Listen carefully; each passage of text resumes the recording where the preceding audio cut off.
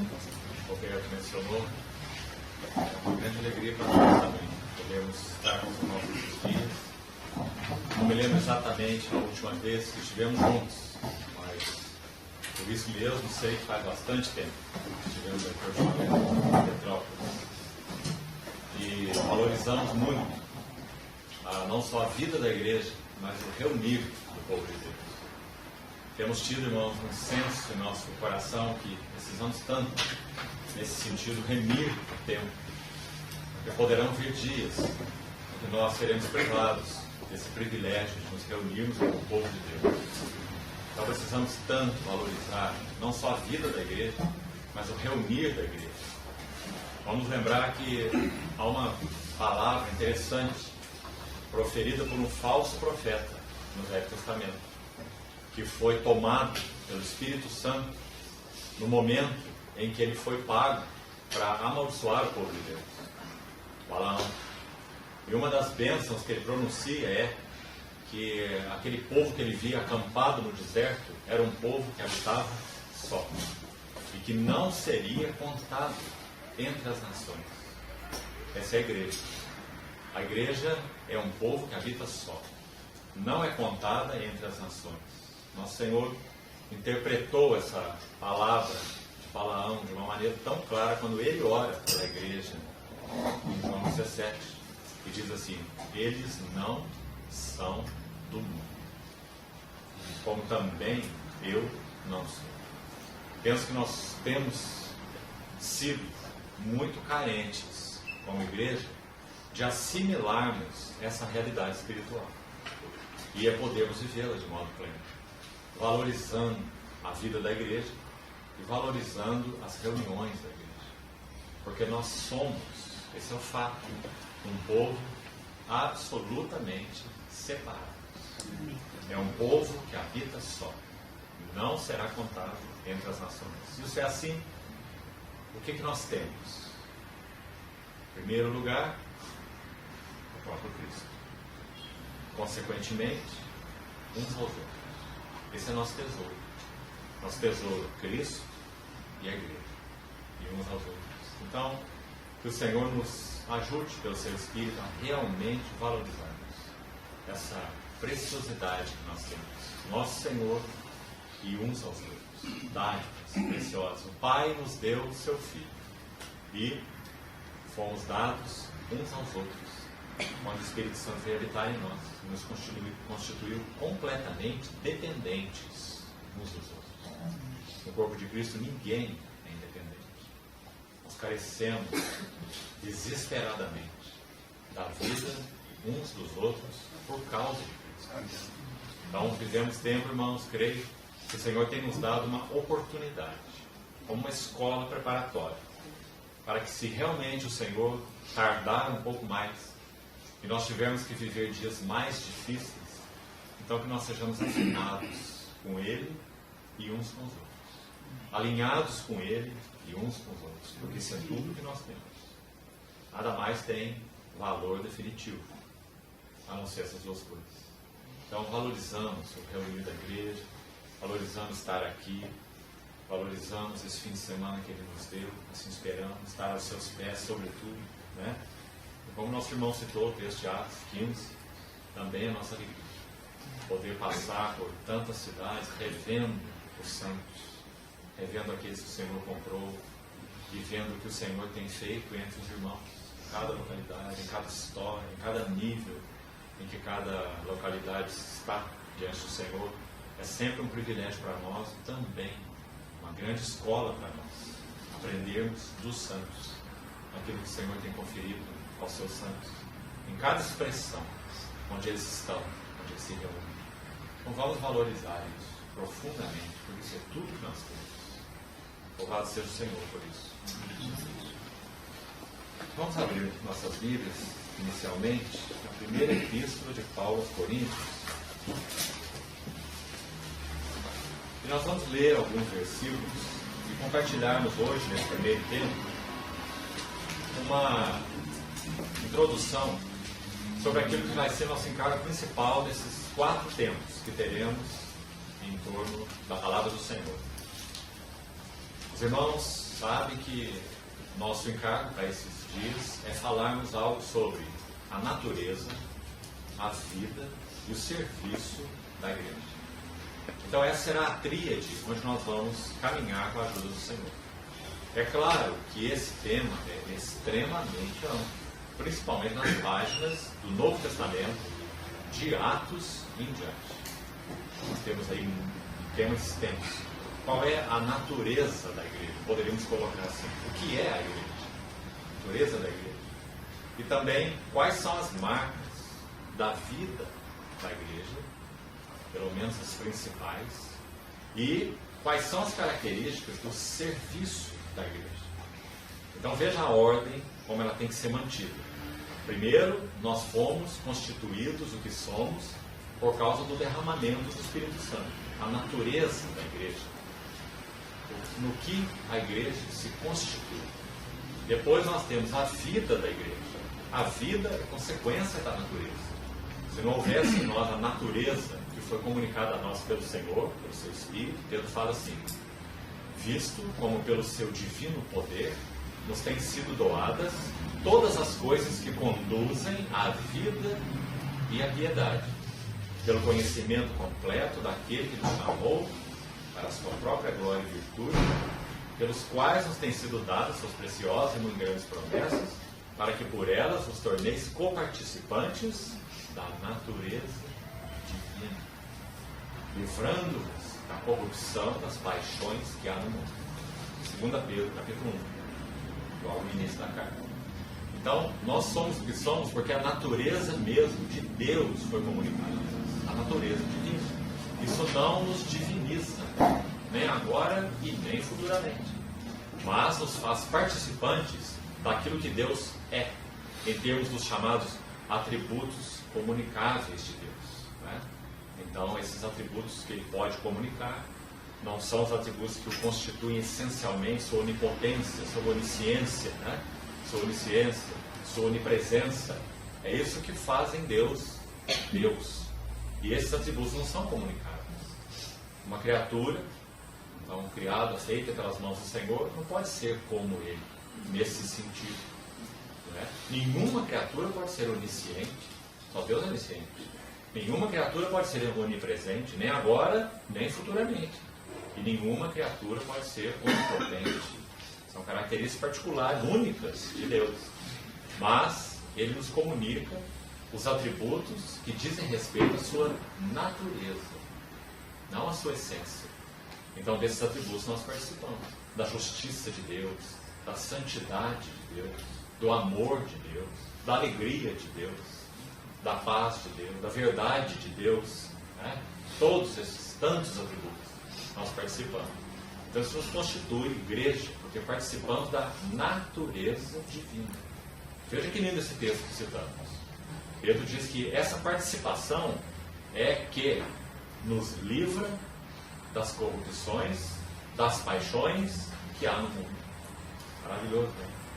Então nós somos salvos pela natureza divina. Impossível fazer um gato latir, um cachorro miar. Nunca nós poderíamos viver uma vida que vivemos se nós não participarmos da natureza que participamos. Nós só podemos expressar esse caráter que expressamos por causa da natureza que participamos. Não era nossa. Nós só tínhamos uma, chamada natureza adâmica pecaminosa. Porque o nosso pai, Adão, caiu. Né? Mas, o que aconteceu conosco? Deus nos colocou em união com Cristo. Então nós viemos participar de uma natureza que nós nunca antes conhecíamos. Né? Então agora nós podemos expressar o que nunca antes expressamos. Podemos ter um caráter que nunca antes tivemos. Nós somos devedores daquilo. A natureza divina que nos foi comunicada em Cristo. Né?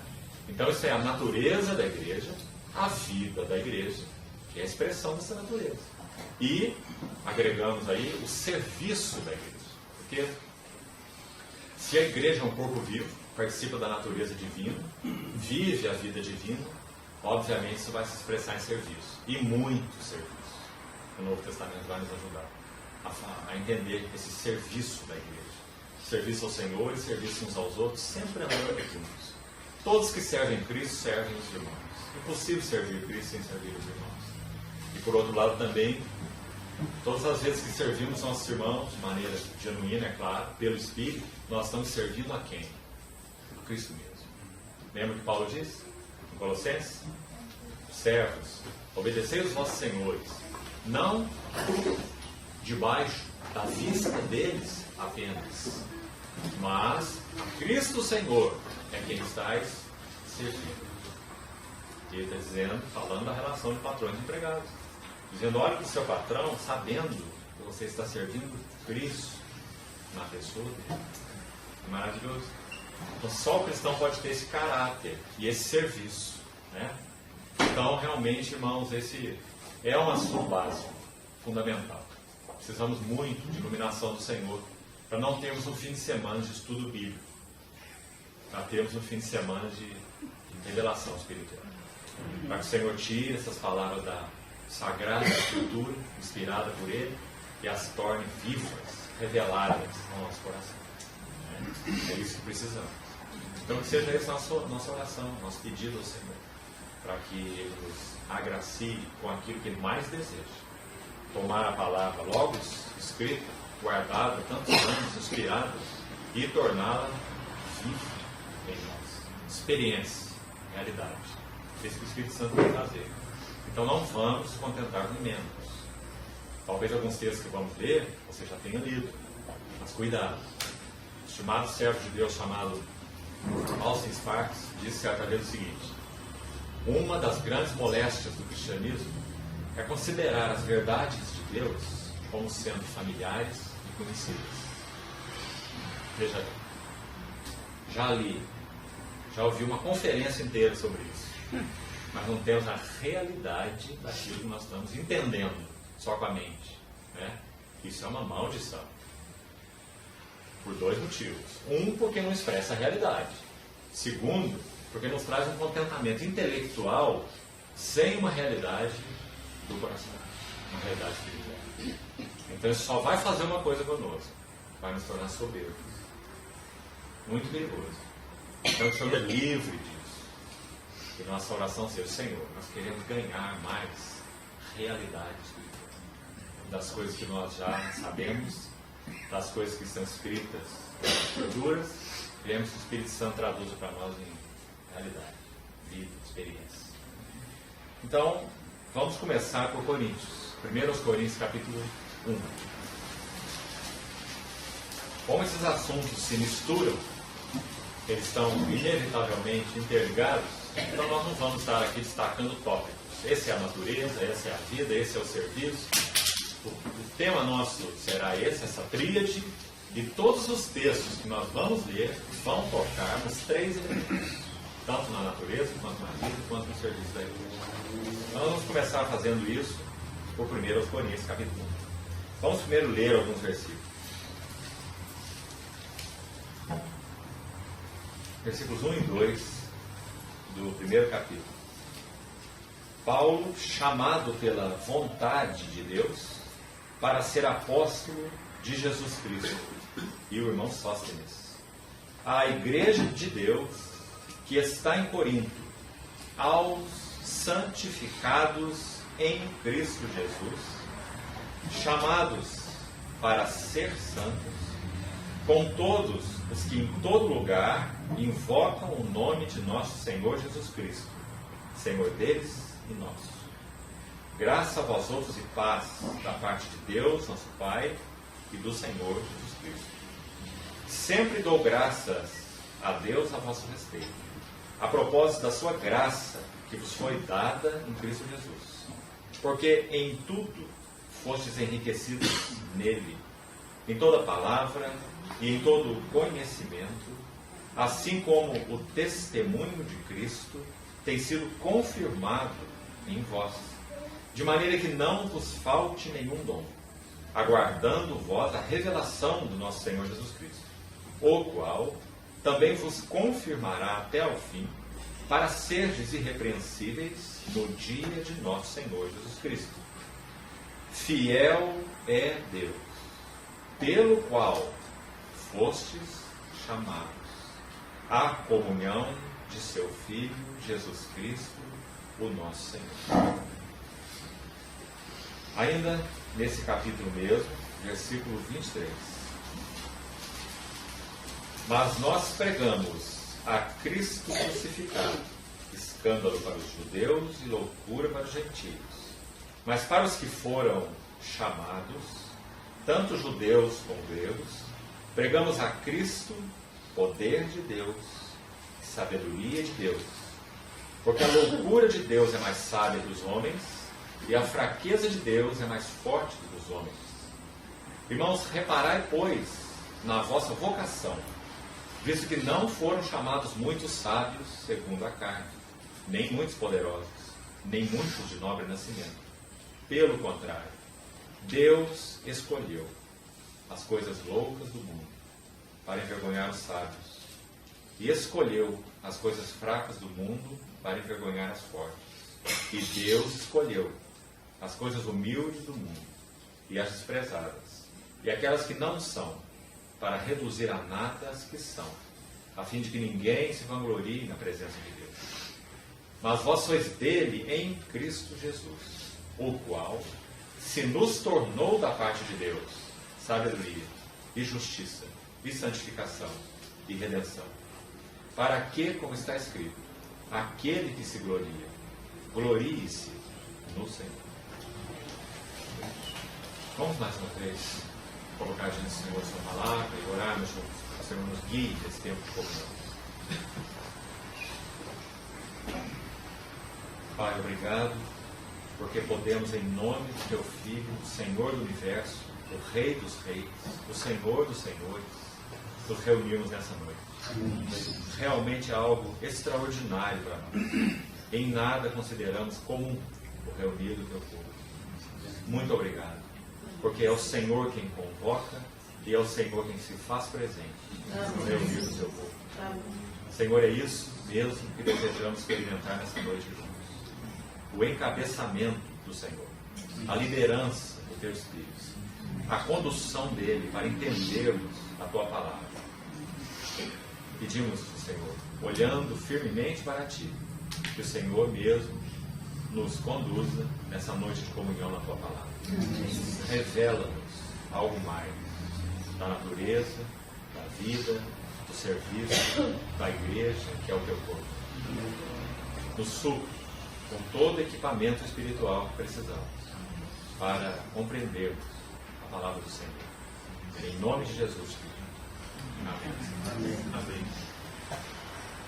Irmãos, se pudermos ainda hoje, nós vamos compartilhar algo dos 3 primeiros capítulos de 1 Coríntios. Fizemos a leitura só de verso do capítulo 1, para já retirarmos pontos importantes aí desse primeiro capítulo. Observe já desde o início. Quantas vezes nós lemos aqui a palavra chamados? Você notou? Veja o versículo 2. A igreja de Deus que está em Corinto, aos santificados em Cristo Jesus e chamados para ser santos. Depois ele repete no versículo 23. Nós pregamos a Cristo crucificado, escândalo para os judeus, loucura para os gentios, mas para os que foram chamados, tanto judeus como gregos. Pregamos a Cristo o poder de Deus e sabedoria de Deus. Depois ele diz, no versículo 26 a 28, palavras maravilhosas, usando de novo a expressão chamados e também a expressão paralela escolheu. Ele diz, no verso 26, reparai, pois, na vossa vocação, visto que não foram chamados. Mais uma vez a ênfase aí. E depois no versículo 27 e 28, 2 vezes, Deus escolheu. 27. E o início do 28, e Deus escolheu. Então os irmãos vejam que há uma ênfase aqui muito clara e preciosíssima, que precisamos capturar pelo Espírito, desse primeiro aspecto da natureza da igreja. Nós fomos um povo chamado pelo nosso Senhor. Irmãos, que verdade singular. Vamos ver o Senhor Jesus expressando isso para os seus discípulos, da seguinte maneira: não fostes vós que escolhestes a mim, mas eu vos escolhi a vós. Isso toca a questão da natureza, o chamamento da igreja. Aí ele continua assim: e vos designei para que vades e deis e o vosso fruto permaneça. Isso toca o serviço da igreja. Então, os irmãos veem como essas três coisas sempre vão andar juntas: natureza, vida e serviço da igreja. O lugar mais tranquilo, terrenamente falando, é o cemitério. Morar no cemitério deve ser uma maravilha. Porque ali não há vida. Onde não há vida não há movimento. Onde não há vida não há serviço. Onde não há vida não há nada. Então essas questões de natureza, vida e serviço realmente andam juntas. Então, não foste vós que escolhestes a mim, eu vos escolhi a vós. E vos designei, veja aí, o propósito da vocação, para que vades, deis fruto, e o vosso fruto permaneça. Sabe por quê? Porque o fruto dado por ramos que estão conectados na videira. Quando a videira, o ramo de uma videira produz fruto, ele não se orgulha. Porque o ramo sabe que ele só produz fruto porque ele está conectado à vida da videira. Foi nesse entendimento que nosso Senhor disse assim: permanecei em mim, porque sem mim nada podeis fazer. Mas o que há de maravilhoso nessa questão, que também expressa a natureza, vida e serviço da igreja de uma maneira linda, a questão da videira verdadeira, é que o Senhor escolheu a videira para falar desses três elementos. Ele não escolheu uma outra árvore qualquer, ele poderia ter escolhido, digamos que ele escolhesse a figueira. Escolheu a figueira em outro sentido, mas não no sentido de falar sobre a igreja. No sentido de falar sobre a igreja, ele escolheu a videira. Para falar sobre Israel, escolheu a figueira. E a videira tem uma característica, dentre tantas, muito lindas. Na verdade, ela é uma trepadeira. Ela não é bem uma árvore, certo? Você não olha para a videira e diz assim: aqui está o tronco e ali estão os ramos. Mas se você olha para uma figueira, você diz isso: aqui está o tronco, aqui estão os galhos, como toda árvore comum, mas não a videira. Na videira você olha para a árvore toda e diz: está tudo ali. Ramo e tronco, não tem bem um tronco, não é? Porque ela é um cipó grosso que vai se contorcendo e subindo naqueles varais, a parreira, não é? Então o Senhor escolheu essa figura para mostrar que essa relação Cristo e a igreja, Cristo na igreja, a igreja em Cristo, é uma relação tão orgânica, tão única. Quando nós olhamos para essa realidade, nós, em certo sentido, não separamos Cristo da igreja. Você olha para a igreja, vê Cristo, você olha para Cristo, vê a igreja, e os dois são um. Não é? Porque nós estamos em Cristo, Cristo está em nós. Coisa preciosa é essa. E por que isso aconteceu? De novo, não fostes vós que escolhestes a mim. Eu vos escolhi a vós. Foi ele quem colocou o dedo. Nós costumamos dizer assim: nenhum de nós acordou numa manhã, levantou o dedo assim e falou: hoje eu quero matricular na escola de Cristo. Nenhum de nós. Quando nós, pela graça de Deus, digamos, acordamos, nós já estávamos com a matrícula feita, igual a nossa mãe fez lá no primeiro ano primário. E agora tem que ir para lá, não tem jeito. Foi assim na escola de Cristo. Nossa matrícula foi realizada. O Espírito Santo abriu nossos olhos e falou: olha, você está matriculado agora, viu? E um detalhe: não tem férias. A escola funciona 24 horas por dia, 365 dias por ano. E olha, você só vai ter um professor, Cristo. Efésios 4 fala isso. Você só vai ter uma matéria, Cristo. Você só vai ter um ambiente para se reunir, Cristo. Efésios 4 fala que essa é a escola de Cristo. Ele é o mestre, ele é a matéria e ele é o ambiente. Essa escola que nós estamos matriculados. Que linda escola. E nós estamos fazendo o que nessa escola? Efésios 4:20. Não foi assim, citando a vida passada deles, que aprendestes Cristo. Nós estamos aprendendo Cristo. Nós não estamos aprendendo de Cristo. Quando você tem aula de física, você aprende do professor de física. E aprende o que dele? Física. Né? Você não aprende ao professor. Não é isso? Claro. O professor continua sendo professor, você continua sendo você, cada um no seu canto. Né? Mas na escola de Cristo não é assim. Na escola de Cristo não tem jeito de aprender de Cristo. Essa não é a verdadeira escola de Cristo. Na escola de Cristo nós aprendemos Cristo. Por quê? Porque esse mestre que é Cristo fala suas palavras nessa escola que são Espírito e são vida. Por isso que ele diz que suas palavras são. Então nós recebemos o quê? Espírito e vida do professor, do mestre que é Cristo. Então é uma escola bem diferente, maravilhosa.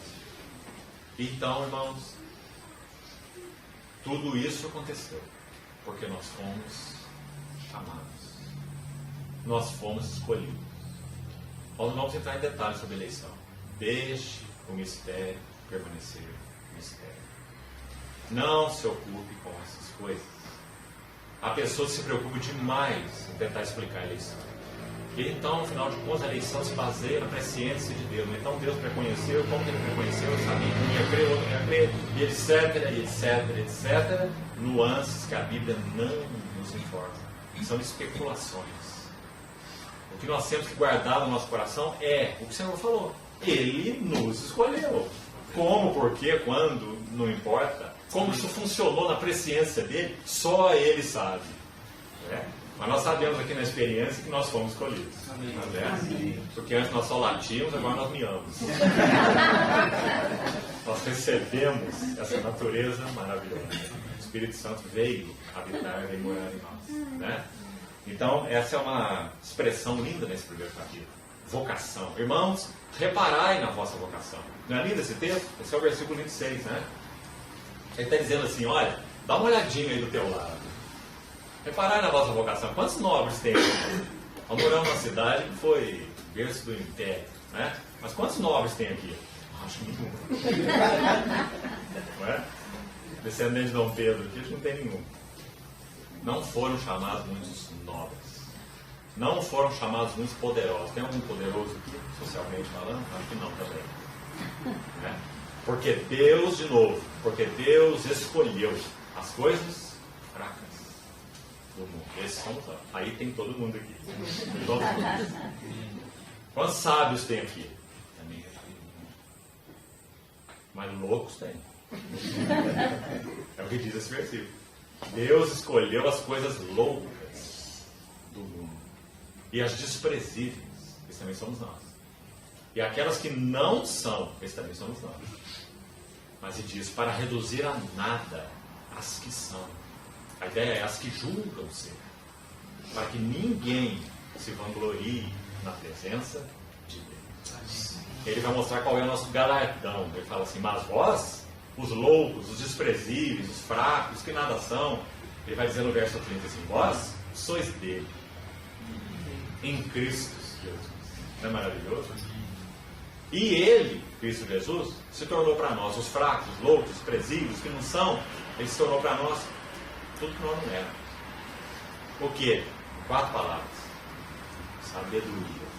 Nós éramos loucos, né? Ele é nossa sabedoria. Nós éramos injustos. Ele é nossa justiça. Nós éramos impuros. Ele é nossa santificação. E nós estávamos vendidos no mercado de escravos. Ele é nossa redenção. Que maravilhoso Senhor. Sabedoria, justiça, santificação, redenção. Versículo 20. Para quê? Para que aquele que se glorie no Senhor. Ele é nosso tesouro, irmãos. Pedro vai dizer que ele é a preciosidade. Lembra? A pedra que os construtores rejeitaram. Essa veio a ser a principal pedra, a angular. E ele é a preciosidade de Espírito. Então, o que nós temos nesse capítulo 1? Esse fato maravilhoso. Nós fomos chamados. Agora vamos particularizar, de acordo com o capítulo 1 de Coríntios, o motivo do nosso chamamento. Vamos selecionar um verso aqui especialíssimo dentro desse capítulo, que é o verso 9. Olhe para ele de novo, por favor.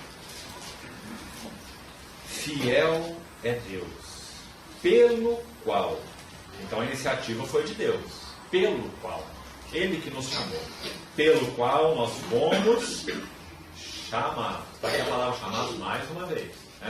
Está lá no verso 2, está aqui no verso 9, está no verso 23, está naqueles versos 24 a 26, ela está no capítulo todo. Fiel é Deus pelo qual fostes chamados. Então veja, ninguém se ofereceu, ninguém procurou a Deus como primeira atitude. Não foi não. Ele veio a nós. Ele deu o grito na porta da caverna. Escutou o eco lá no fundo. De alguma maneira houve, inexplicável também, viu? Deixa o mistério como mistério também nesse assunto, viu? Não tem explicar. O homem responde, o homem está morto, está só desacordado, então quando Deus fala, ele responde. Não entre nesses méritos. Isso é o rachar cabelo dos teólogos, que não é para nada. Né? Então o que importa é que nós fomos os chamados e que foi Deus que tomou a iniciativa. Porque se dependesse de nós, iniciativa nenhuma seria tomada. Então, ele deu um grito na porta da caverna. E de uma maneira inexplicável, houve aquela resposta lá no fundo. Ele é. Então nós que não queríamos nada com Deus, nós então buscamos a Deus. Por quê? Porque Ele buscou a nós. Ele tomou a iniciativa. Né? Então nós fomos chamados, e agora? Particulariza esse chamado aí, esse versículo. Veja que lindo. Fomos chamados para quê? Nós? Para ir para o céu, para ficar livre do inferno. Tem muitas coisas que envolvem esse chamamento maravilhoso. Não é? Mas aqui, nesse versículo, chamados para a comunhão do seu Filho, Jesus Cristo, nosso Senhor. Vamos entender esse versículo usando figuras, talvez seja a melhor maneira de entender. Vamos pensar aqui numa mesa. A ideia desse versículo é o seguinte: o Pai se coloca do lado de cá. Os chamados pelo Pai se colocam do lado de lá. Ele chamou. E o Pai os chamou para uma refeição de comunhão. E quem está colocado aqui como refeição de comunhão é o seu próprio Filho. Então, fiel é Deus, pelo qual fostes chamados à comunhão do seu Filho, Jesus Cristo, nosso Senhor. Então, nós não temos comunhão de doutrinas, em primeiro lugar, não temos comunhão de pensamentos, não temos comunhão de visão, pensa até sobre isso, em primeiro lugar. A igreja não é uma reunião de pessoas que têm a mesma visão. Cuidado, irmão, guarde seu coração. A igreja é maior do que isso. A igreja é a comunhão de todos os que foram chamados pelo nosso Senhor Jesus. E não os que têm a mesma compreensão, ou mesmo a mesma visão. Então, uma das coisas que temos que ser delicados diante do Senhor, cuidadosos, é com essa questão chamada a visão da igreja. Hoje à tarde conversávamos um pouco sobre isso. Né? Quando o irmão diz para o outro assim, por exemplo, não, você ainda não tem visão, você ainda não ganhou visão. O dia que você ganhar a visão, aí o outro irmão que é convertido vai pensar, mas será que eu sou cego? O que eu não vi ainda? Não é? Na verdade, nós somos um só corpo, habitados por um só Espírito, uma só família, um só Senhor, uma só fé, um só Deus e Pai. Não é? É claro que cada um de nós está num estágio espiritual diferente, mas nesse sentido isso não importa. Importa que temos a mesma natureza, a mesma vida e comungamos do mesmo serviço, porque temos o mesmo chamado. Esse era um dos problemas dos coríntios. Alguns se alegravam tanto no ministério de Paulo, porque o ministério de Paulo era forte. Então eles se diziam os de Paulo. Outros se alegravam no ministério de Pedro. E sabe por quê? Porque eles diziam, Paulo não estava entre os 12. Paulo não foi apóstolo do Cordeiro. Paulo veio depois. Quando eu digo, eu sou de Cefas, eu posso traçar minha origem até a igreja mãe. Ok? Até Jerusalém. Tudo começou lá. Eu sou de Cefas. E outros diziam, eu sou do Apolo. Porque a palavra diz que o Apolo era poderoso nas escrituras, eloquente. Então, certamente, quando Apolo falava, a coisa era séria. Então, tinha muitos apreciadores do Apolo. Eu sou de Apolo. E tinha alguns que viam essa situação e diziam, rejeitando todos os outros, e diziam, eu sou de Cristo. E Paulo escreve assim, capítulo 1, condenando os 4 grupos. Você fala, mas os que dizem sou de Cristo também estão errados? Também. Porque eles deveriam ter, abordando os outros, dito assim, nós somos de Cristo. Uma palavrinha mudou toda a situação. Quando eles disseram eu sou de Cristo, eles também estavam se considerando superiores aos que diziam eu sou de Apolo. Mas eles não eram em nada superiores, porque nós somos só uma família, só um corpo, e todos pertencemos a Cristo. Então eles deveriam ter advertido os outros, dizendo, não, nós somos de Cristo.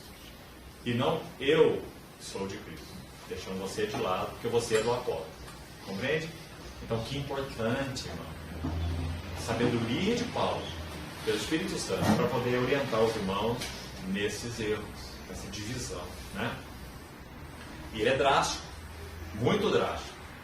Não sei se nós poderíamos dizer acertadamente que nós vemos aqui uma certa ironia até em Paulo. Talvez sim, né? Pela maneira como ele coloca, forte, drástica. Ele fala assim: alguém aí em Corinto foi batizado em nome de Paulo? E a pergunta dele? Ele fala: Paulo foi crucificado em favor de vós? Veja que palavras ele fala. Então ele diz: então como vocês estão dizendo aí que tem alguns que são meus, ninguém foi batizado em meu nome. E eu não fui crucificado por ninguém. É isso que ele está dizendo. Veja aí os versículos, a partir do verso 9. Né? Então, a ênfase nesse primeiro capítulo é que nós somos os chamados para a comunhão do seu Filho, Jesus Cristo, o nosso Senhor. Que grande chamamento. Agora, os capítulos 2 e 3 vão nos ajudar nesse mesmo assunto, natureza, vida e serviço da igreja. Da seguinte forma: depois de destacar essas verdades que já destacamos no capítulo 1, olhe para o capítulo 2 e 3 agora. Sabe o que Paulo vai fazer neles essencialmente? Vamos devagar, passo a passo. Capítulo 2. Vamos ler os 5 primeiros versículos. Eu, irmãos, quando fui ter convosco, anunciando-vos o testemunho de Deus, não o fiz com ostentação de linguagem ou de sabedoria, porque decidi nada saber entre vós, senão a Jesus Cristo e este crucificado. E foi em fraqueza, temor e grande tremor que eu estive entre vós. A minha palavra e a minha pregação não consistiram em linguagem persuasiva, linguagem que convence, né? Persuade, de sabedoria, mas em demonstração do Espírito de poder, para que a vossa fé não se apoiasse em sabedoria humana, e sim no poder de Deus. Duas coisas importantes aqui. Primeiro, Paulo diz que o serviço dele, esse é um dos nossos encargos, o serviço, era anunciar o testemunho de Deus. Importantíssimo. Paulo, ele vai dizer na sua epístola aos Coríntios com muita clareza, mais para frente um pouco: não pregamos a nós mesmos, mas a Cristo Jesus como Senhor e a nós mesmos como seus servos, como vossos servos. Ele falou à igreja aos Coríntios, obrigado, irmão. Nós mesmos como vossos servos por amor de Jesus, porque foi Deus que disse: de trevas resplandecerá a luz. 2 Coríntios capítulo 4. Então, quando Paulo fala que ele esteve entre eles pregando o testemunho de Deus, o que ele quer dizer? O que é o testemunho de Deus? Está na frase final do verso 2. O testemunho de Deus é Jesus Cristo e este crucificado. Irmãos, aqui nós estamos recebendo mais ajuda. Toda a vida da igreja, todo o serviço da igreja, toda a adoração da igreja. Vamos pensar, inclusive, nos cânticos específicos que cantamos. Aí vamos para louvor, né? Porque a adoração é mais que louvor. Vamos para o louvor. Os cânticos com que louvamos nosso Senhor. A vida, os relacionamentos, o serviço, a pregação da igreja. Tudo tem que estar conectado com as glórias da pessoa e da obra do Senhor Jesus. Por que é importante de novo falarmos sobre isso? Irmãos, porque estamos vivendo dias tão difíceis como o cristianismo de modo geral. Tão distraídos. Cada vez mais coisas estão assolando a igreja para distrair nossa atenção. Em todos os níveis. Ministérios humanos, palavras esquisitas, estratégias, mecanismos. Agora o mover é por aqui, agora não é mais. Agora o mover é por aqui. Não é? Então que o Senhor sempre nos guarde alinhados com esse que é chamado aqui de o testemunho de Deus. Se nós queremos ser testemunhas de Deus nessas expressões locais do corpo de Cristo, qual é a necessidade crucial? Que sejamos agarrados à pessoa e obra do Senhor Jesus como nossa centralidade. E que então, todas as vezes que a Escritura for aberta, os cânceres forem tratados, os nossos relacionamentos sejam regulados pelo significado da pessoa e obra do Senhor Jesus. Deixa eu particularizar mais isso aí. Nós estamos vivendo dias em que a autoajuda, a psicologia, ela tem avassalado o povo de Deus, encharcado o povo de Deus. Você vai numa livraria chamada evangélica, mais da metade dos livros tem a ver com autoajuda. Esse não é o testemunho de Deus. Nós cristãos não precisamos de autoajuda com U, porque nós já recebemos uma autoajuda com L, uma ajuda que veio do alto com L, do céu, né? Então não precisamos de autoajuda nenhuma. Nós já recebemos ajuda do alto, nosso Senhor, do Deus seu Espírito. Então, irmãos, tudo na vida da igreja, no serviço da igreja, tem que ser regulado pelo quanto de Cristo está envolvido naquele negócio. Quanto de Cristo há naquele assunto. O que impressiona nosso Deus não é tamanho. Aliás, nós vamos chegar logo aí. Aquele que edifica com madeira, madeira faz volume mais, né? Aquele que edifica com palha, palha então nem se fala. Aquele que edifica com feno, feno então, né? Então essa obra será testada no dia do Senhor e o fogo aprovará. E aquele que edifica com ouro, esse não faz valor, tem muitíssimo valor. Com prata, com pedras preciosas, também vai passar pelo fogo. Só que esses não se queimam, pelo contrário. Ao passar pelo fogo, no caso de ouro e prata, eles são revelados ainda em maior valor. Então, resumindo, o ponto aqui, o que conta para Deus é o quanto há de Cristo. Naquele assunto, naquela obra, naquele movimento, naquela localidade, naquele relacionamento. Nós desenvolvemos relacionamentos, não é? Uns com os outros. Temos que ser tão cuidadosos. E até, de certa forma, com aqueles que não pertencem ao Senhor. Podemos ter algum tipo de relacionamento. Sabe o que conta para Deus em todos os relacionamentos? Quanto de Cristo há. Imagina um casal jovem, nós temos alguns jovens aqui, que vai buscar um relacionamento no Senhor. O que conta para Deus nesse relacionamento? A aparência física de cada um, quanto cada um tem isso ou tem aquilo, o quanto de Cristo está naquela relação. Isso que conta. O que torna um casamento precioso aos olhos do Senhor? O quanto de Cristo está formado naquela relação. E, consequentemente, o quanto aquela relação glorifica Cristo.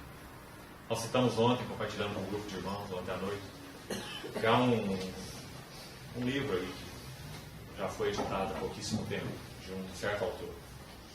Interessante o título que ele deu, chamou a atenção. Deve ser um bom material, porque o autor é um bom escritor. E o livro, o título que ele deu foi Casamento Temporário. Muito interessante. Sabe o que ele quer dizer com isso? Não é o que você está imaginando, não. Ele está aplicando no sentido correto mesmo. Ele está dizendo que os casamentos cristãos, por mais preciosos que sejam, e são, né? Vamos lembrar aqui que um casamento é, aos olhos do Senhor, o relacionamento sobre a terra que tem a singularidade de expressar as belezas de Cristo e da igreja como nenhum outro. Não é isso que a Bíblia ensina? Maridos, amai vossas mulheres, como Cristo amou a igreja e si mesmo se entregou por ela. O relacionamento Cristo e a igreja, marido e mulher, eles se confundem de tão íntimo que isso é, tão maravilhoso. A capacidade que o casamento tem de representar Cristo e a igreja. E embora ele tenha essa preciosidade, o casamento é temporário. Porque no céu não se casam, nem se dão em casamento. Por que ele é temporário? Porque ele é figura na terra de um casamento eterno, maior, mais profundo, mais sublime, que é o casamento entre Cristo e a sua igreja. E quando nós entrarmos nesse casamento, não precisaremos de nenhum outro casamento. Então, sim, os nossos casamentos são temporários. Enquanto nós estamos nessa terra. Eles são definitivos enquanto estamos aqui. Eles são temporários quando nós contrastamos com o nosso chamado eterno. Então, esse casamento, se é temporário, ele só tem uma finalidade. Ele tem que existir para além dele mesmo. Compreende isso? Aquele texto tão usado nos casamentos, Efésios 5, que nós já começamos a citar. Maridos, amai suas mulheres como Cristo amou a igreja, se mesmo entregou por ela para ressignificar. Tão lido nos casamentos. Sabe qual é o versículo talvez mais importante ali? Não é esse. Ele está lá embaixo no verso 31. Sabe o que fala lá? Eis porque esta lei. Tem traduções que dizem, por isso, deixará o homem pai e mãe e se unirá à sua mulher. Escute essa palavra, eis porque. Eis porque o quê? O que esse versículo está dizendo? Eis porque nós nos casamos. Eis porque nos casamos. Nós nos casamos porque gostamos uns do outro, porque você é tão bonito, porque você tem isso, você tem aqueles predicados. Um sujeito com muitos predicados. Né? Não. Casamento cristão tem um eis porque deixará o homem pai e mãe. E por quê? Para que aqueles dois possam ser uma representação linda do que Cristo e a igreja são. Se eles não forem, o casamento deles não tem sentido. Pode ser uma boa amizade, um contrato social, um clube de respeito, né? Mas nunca vai ser um Senhor planejou para si. Né? Porque ele tem um eis porquê. O casamento é sombra de uma realidade muito maior. Seleciona. Né? Então, irmãos, falamos isso por quê? Recuperando a nossa linha aí. Porque o que conta para Deus é o quanto de Cristo está envolvido naquele assunto. Isso vale para casamento, isso vale para família, isso vale para a igreja, isso vale para todos os tipos de relacionamento e de serviço. Né? Então isso é que Paulo chama de testemunho de Deus. Você vê que frase importante? Ele diz que esse testemunho é Jesus Cristo e este crucificado. Ele é baseado nas riquezas do nosso Senhor Jesus Cristo como pessoa. Ele é baseado nas riquezas da obra do Senhor Jesus. Prata. É isso que dá valor à nossa vida, ao nosso serviço, aos nossos relacionamentos. E é isso que é testemunho de Deus. Testemunho de Deus não é o quanto nós estudamos da Bíblia, não é o quanto nós oramos em si mesmo. Embora essas coisas sejam extremamente necessárias. Né? Mas em si mesmas elas seriam nada. Testemunho de Deus é o quanto de Cristo está sendo formado em nós. Depois, versículo 6, não precisamos ler, vamos destacando algumas seções para podermos avançar. Versículo 6 até o final, até o versículo 16, é um trecho maravilhoso, em que Paulo, pelo Espírito Santo, ele está dizendo para nós o seguinte: não há vida da igreja, não há serviço da igreja, não há testemunho de Deus, a não ser que o Espírito Santo possa executar o seu ministério. Irmãos, aqui nós estamos tocando um ponto tão delicado, tão necessário. A grande maioria, observe, se você já não notou, a grande maioria dos volumes chamados teologia sistemática, você sabe o que é isso, né? Teólogo sistemático é aquele irmão que foi à palavra de Deus buscando encontrar nela o que é essencial. Então sistematizou aqueles pontos que são as principais abordagens da revelação bíblica, chamada de teologia sistemática. Normalmente começa lá desde os capítulos da Trindade, vai para a criação, vai para a encarnação, vai para a expiação, segue uma ordem importante, interessante. A maioria desses compêndios de teologia sistemática são rasos e superficiais neste tema, o tema do Espírito Santo. Agora nós temos que fazer uma pergunta: por que isso é assim? Sendo que o único capaz de exercer o ministério de Jesus Cristo entre nós aqui na Terra é o Espírito Santo. Se o Espírito Santo for entristecido, nós não vamos ter nada de Cristo. Não vamos conseguir nos mover em Cristo. Não vamos reunir em Cristo. Nós nos reunimos aí com a nossa reunião pré-organizada, então vamos ter isso, vamos ter aquilo, vamos ter uma palavra, vamos ter... E o Espírito Santo não pode liderar. Não, nós não temos nada. Nós temos uma reunião que pouco difere de uma reunião de grupo social.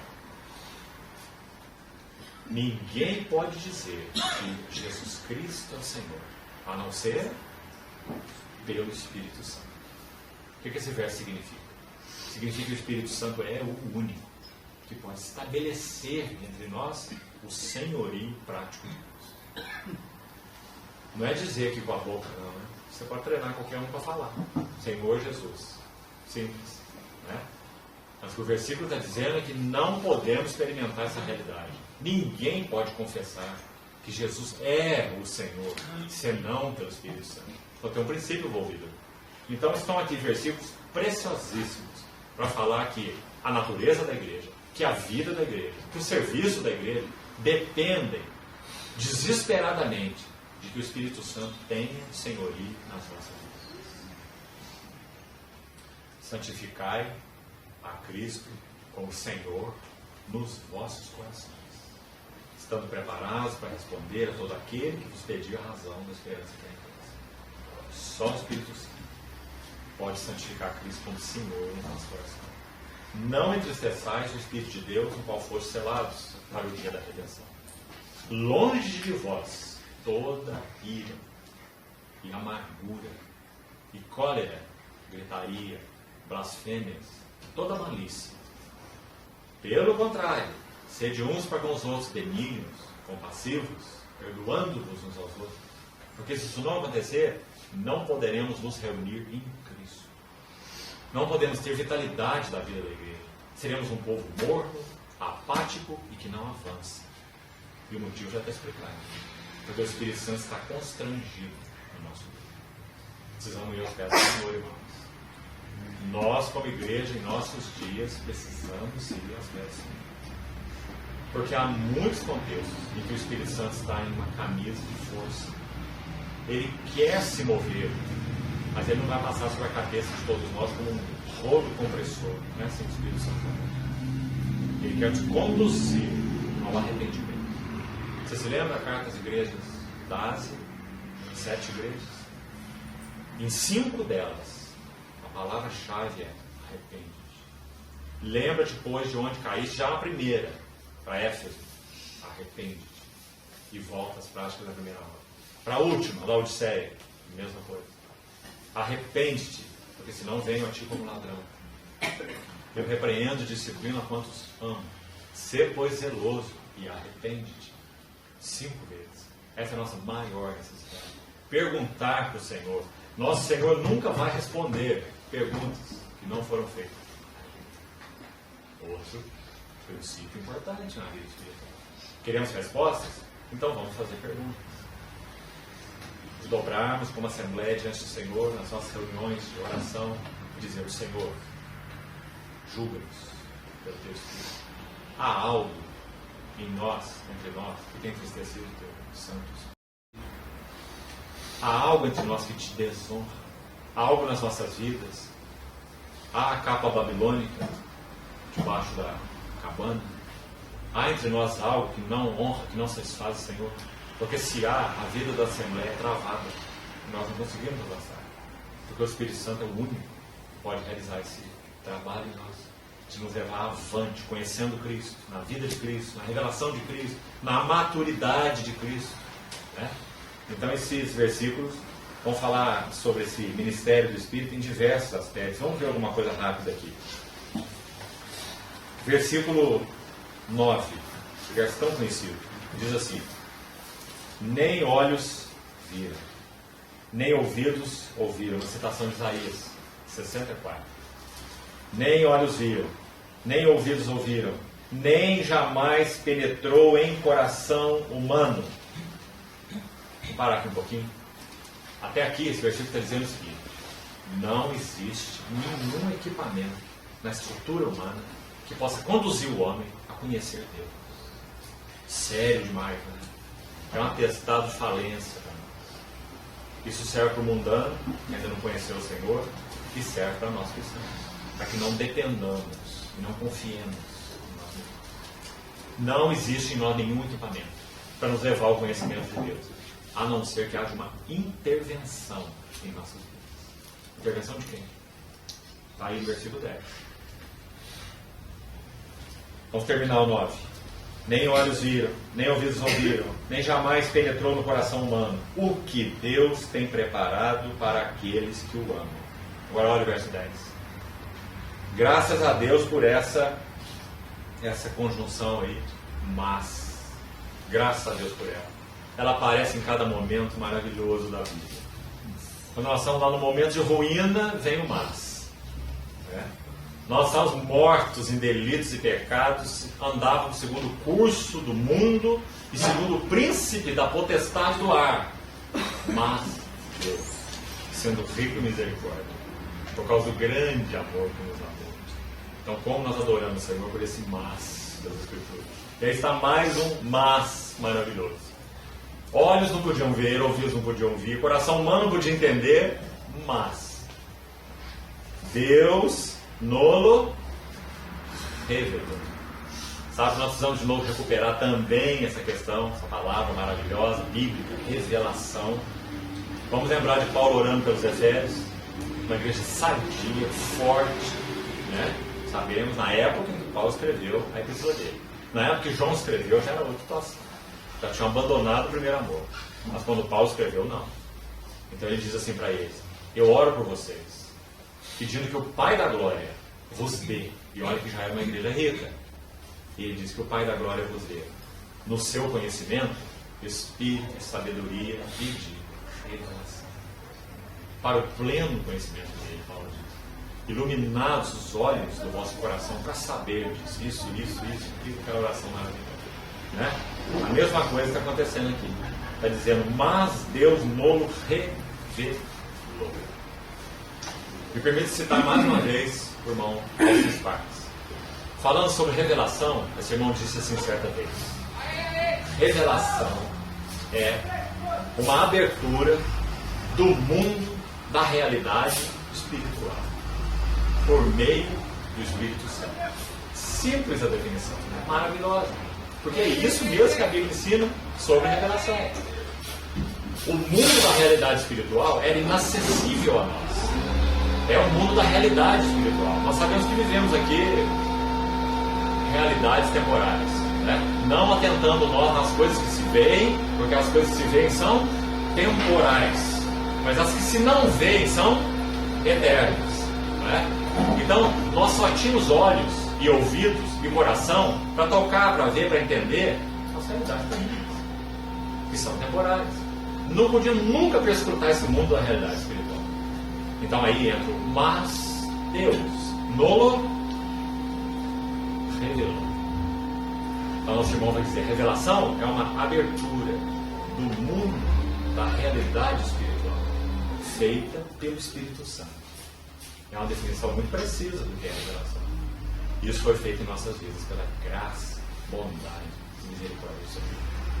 Nós só vivíamos no reino do temporário, no reino do passageiro, e achando que isso era tudo, né? Mas um dia as escamas caíram e a realidade espiritual se abriu e nós vimos Cristo em suas belezas. Vimos a igreja e suas riquezas. Vimos Deus o Pai, Deus o Filho, Deus o Espírito, nos seus ofícios, na sua glória, não é? E temos desde então sido cativados, dia após dia. Porque o fiel Espírito Santo está realizando o ministério dele. Deus nolo revelou. Irmãos, nunca nos sintamos contentes com o que nós já temos. O Espírito Santo quer nos levar profundamente às realidades espirituais, às riquezas insondáveis. Então, está aqui Paulo, nesse capítulo tão lindo. 2 Coríntios 3 também faz isso. Não vamos agora para esse capítulo, talvez uma outra sessão. Ele cita lá 7 vezes, pelo menos, a palavra Espírito, 2 Coríntios 3. E tem muito a nos dizer lá também sobre natureza, vida e serviço da igreja. 2 Coríntios 3. Vamos seguir ainda aqui, e aqui nós vamos concluir por hoje, até o verso 16. Diz assim. Vamos voltar ao verso 10.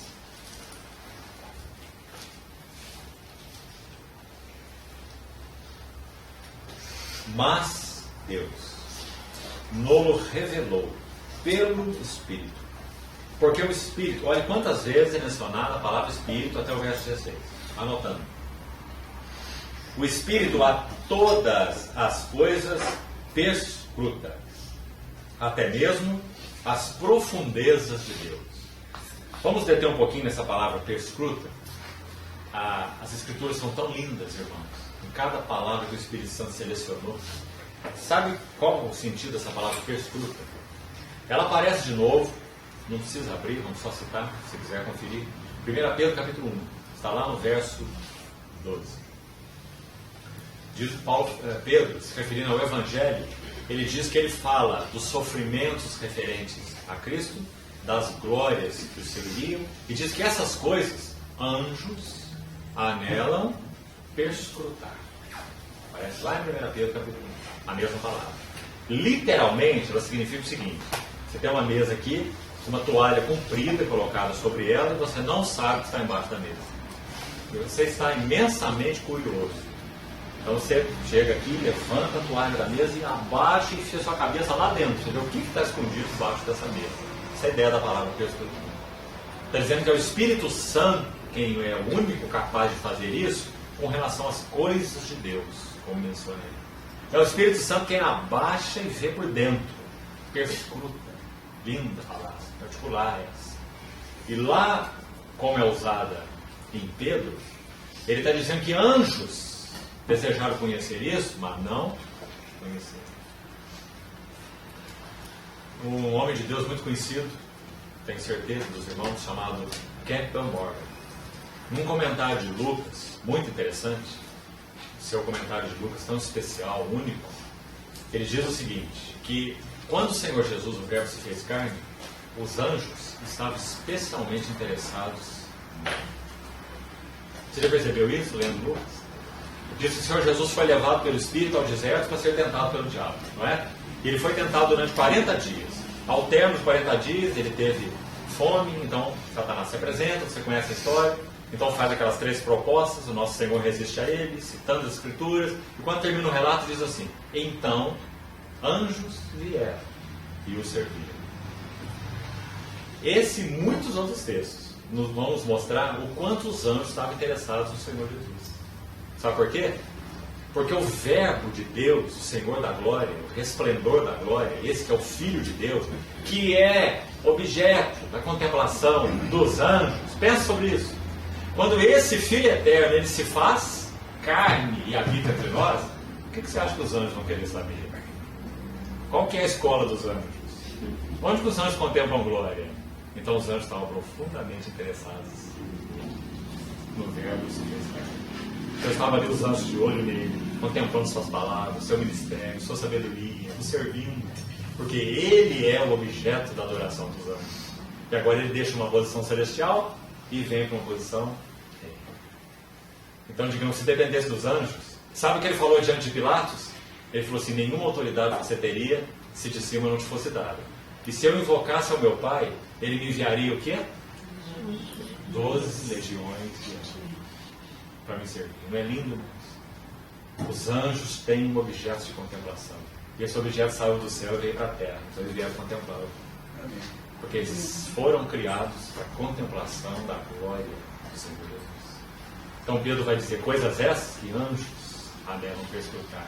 Mas eles, embora tenham esse foco tão definido, eles nunca chegarão ao conhecimento que nós temos. Sabe qual o motivo? O Espírito Santo não habita em anjos. O Espírito Santo só veio habitar em homens. Só em homens. Então nós vamos ser levados a um conhecimento de Deus que anjos anelam perscrutar. Que maravilhoso, irmão. Por isso é que pela igreja é que a sabedoria multiforme de Deus será revelada, não pelos anjos. Não é preciso isso. E continue pensando nesse tema dos anjos. Paulo escreve assim em 1 Coríntios 6. Não há entre vós, igreja de Deus, nenhum só sábio que saiba julgar no meio da irmandade. Vocês não sabem que nós haveremos de julgar os próprios anjos. De novo. Então, que posição a igreja tem, irmão? Que lugar? Deus nolo revelou pelo Espírito. Porque o Espírito habita na igreja, habita em nós. Né? Então, essa é a ideia linda nesse versículo 10. O Espírito a todas as coisas perscruta, sonda por dentro, até mesmo as profundezas de Deus. Porque qual dos homens sabe as coisas do homem, senão seu próprio Espírito que nele está? Assim também as coisas de Deus. Você vê como a palavra usada aqui? Coisas de Deus, aquilo que pertence a Deus. Né? Se refere à natureza de Deus, à glória de Deus, só que Deus é. Então essas coisas de Deus, aquilo que concerne a Deus, ninguém as conhece, senão o Espírito de Deus. Agora, olha que linda a conclusão do versículo 2. Olha que motivo de adoração maravilhoso nós temos. Ora, uma conclusão, né? Ora, nós não temos recebido o Espírito do mundo, e sim o Espírito que vem de Deus. Graças, Senhor. Para que o propósito? Conheçamos o que por Deus nos foi dado gratuitamente. Irmãos, é muita riqueza, é muito privilégio nosso, né? Essa habitação do Espírito Santo, fazendo esse seu trabalho de revelação. Aí continua. Disto também falando. Disto o quê? Das coisas de Deus. Das coisas que só o Espírito de Deus revela. Que Paulo conhecia tão bem. Disso falamos. Não em palavras ensinadas pela sabedoria humana. De novo, importante aí, ó, sobre especialmente sobre o serviço da igreja, no caso aqui. Paulo está dizendo que o ministério cristão, o serviço cristão, aqui em particular o ministério da palavra, não tem lugar nele para palavras ensinadas pela sabedoria humana. Não tem lugar. Não tem lugar para eloquência em si mesmo, não tem lugar para oratória em si mesmo, não tem lugar para sabedoria humana, para filosofia, para psicologia, nada. Só tem lugar para sabedoria ensinada pelo Espírito Santo, que concerne essa revelação das grandiosidades de Cristo. Isso é ministério cristão. Do contrário, é falácia, sofisma. Então ele continua. Nós falamos dessas coisas de Deus, verso 13, não em palavras ensinadas pela sabedoria humana, mas ensinadas pelo Espírito, conferindo coisas espirituais com espirituais. Me permitam também parafrasear esse versículo, segundo a ideia que ele contém no texto original. Muito lindo. Talvez aí não fique tão claro na nossa tradução. Eu vejo que não é um versículo fácil. O que é? Palavras ensinadas pela sabedoria humana, não as usamos, né? Mas palavras ensinadas pelo Espírito, conferindo coisas espirituais com espirituais. Não é uma frase difícil? O que é conferir coisa espiritual com espiritual? Precisamos entender, né? Então a ideia aí é o seguinte: Paulo está dizendo, na verdade, assim: o Espírito Santo nos concede uma habilidade, só ele tem essa habilidade, então nos confere a habilidade de traduzir realidades espirituais com palavras espirituais. Esse sentido desse versículo. Conferir coisas espirituais com espirituais. Na verdade, a ideia é traduzir realidades que são espirituais e eternas com palavras adequadas para traduzir essas verdades. Irmão, muito importante. Você já teve experiência de dizer assim: nós estávamos numa reunião, irmãos compartilharam a palavra, foi tão lindo. O Senhor nos falou tanto. O irmão pergunta assim: então, passa para mim o que foi falado. Aí você fala assim: não sai nenhuma palavra. O que está faltando? Está faltando as palavras espirituais para traduzir uma realidade espiritual. Você vê? Então Paulo está dizendo que no ministério equipado pelo Espírito Santo, é isso que é feito. Nós sabemos que não é simples, né? Pode ser tentando falar e sai tudo descontrolado. Não, mas não é bem isso que eu queria falar, né? Não toquei ainda na realidade. Você vê a dificuldade? Porque ninguém consegue fazer isso, a não ser que o Espírito Santo traduza realidades celestiais com as palavras adequadas. Isso que Paulo chama, comparando ou conferindo, né, as coisas espirituais com o espiritual. Devemos colocar ainda uma outra maneira, a mesma ideia. Paulo está falando assim: vestindo as verdades espirituais com uma roupa espiritual. Para que serve palavra? Palavra é a roupa das ideias, certo? Mesma coisa que Paulo está falando aqui. Está falando que essas verdades espirituais, elas têm uma roupa própria. E tem que usar essa roupa aqui para traduzi-las. A roupa da sabedoria humana não vai traduzir essas verdades que são celestiais. Entendeu, pai? Que maravilhoso é o ministério do Espírito Santo. Isso nos faz com zero à esquerda. E nos faz nos prostrar diante do Senhor e dizer: Senhor, não posso. Dependo de tuas palavras. Dependo que o Senhor vivifique. Se há um depósito em mim, dependo que o Senhor vivifique esse depósito. Por contrário, vai ser só um depósito passado para os outros. Só conhecimento. Né? Então, que importante, irmãos, esse aspecto no serviço cristão, para nos levar à humildade diante do Senhor. Terminando então. Ora, mais um ora aqui, mais uma conclusão. Ora, o homem natural não aceita as coisas do Espírito de Deus, porque lhe parecem loucura Aqui de novo entra a singularidade da igreja, né? Você quer ser internado no hospício? Tente compartilhar suas crises com um mundano. Ele não vai entender nada, vai estar louquinho. Porque nós cristãos temos duas naturezas. E eles só têm uma. Nós temos crises que eles nem sequer sonham em conhecer. Porque só tem uma natureza. Só a pecaminosa. Mas nós temos duas. E o espírito milita contra a carne. E a carne, eles nunca vão entender mesmo. Vão achar que nós estamos esquizofrênicos. Né? Então ele vai dizer, o homem natural não aceita as coisas do Espírito de Deus. E parece uma loucura. Ele não pode entendê-las. Porque elas se discernem, se explicam espiritualmente. Porém, graças ao Senhor por esse porém, está aí o porém de novo, o mas de novo, o homem espiritual discerne, julga todas as coisas. Mas ele mesmo não é julgado por ninguém, ou não é discernido por ninguém. Você entende também esse versículo?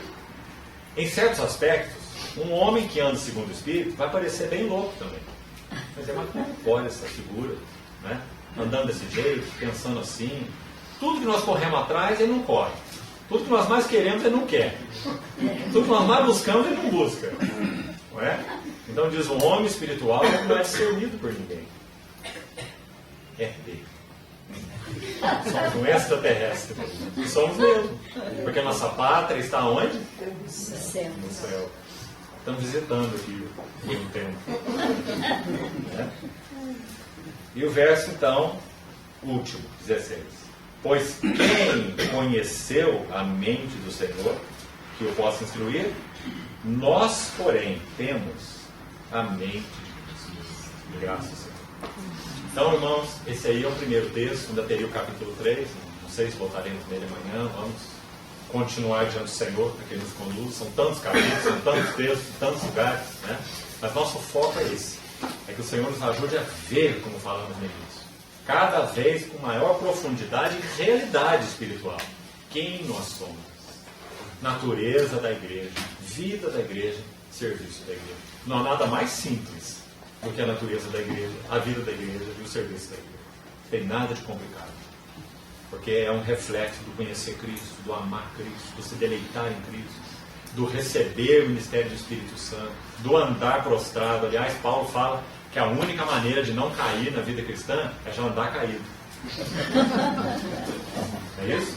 Aquele que está em pé, veja que não cai. Então não quer cair, anda arrastando. Aí não tem perigo. Né?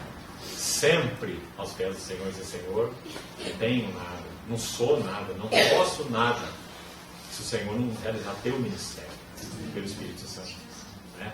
E quando Ele faz, irmãos, que maravilhoso. Né? Louvado seja o Senhor. Amanhã continuamos, mesma linha, em outros textos, vamos também abordar, se o Senhor permitir, algo sobre a Epístola aos Efésios, que toca nessa questão, natureza de serviço da igreja também, abundantemente. Então vamos orar.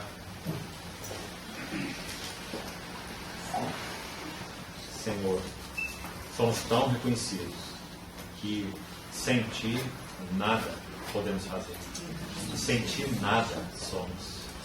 Mas também experimentamos com tanta doçura o valor do ministério do Teu bendito Espírito Santo.